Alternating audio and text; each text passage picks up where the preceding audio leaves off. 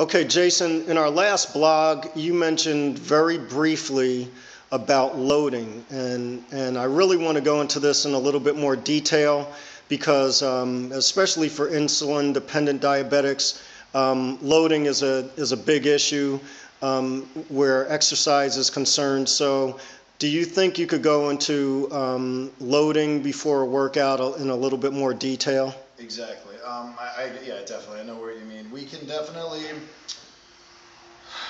touch upon that a little bit further. The most important thing with loading is learning your body to kind of program it, kind of like your insulin pump with your workout. So if we know we're using a certain amount of, let's say, carbohydrate energy to get through our workouts, we want to compensate for that in some way.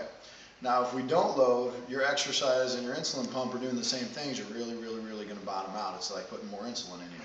So we need to load or adjust a pump effectively so we can kind of offset our duration and our intensity through our workout program.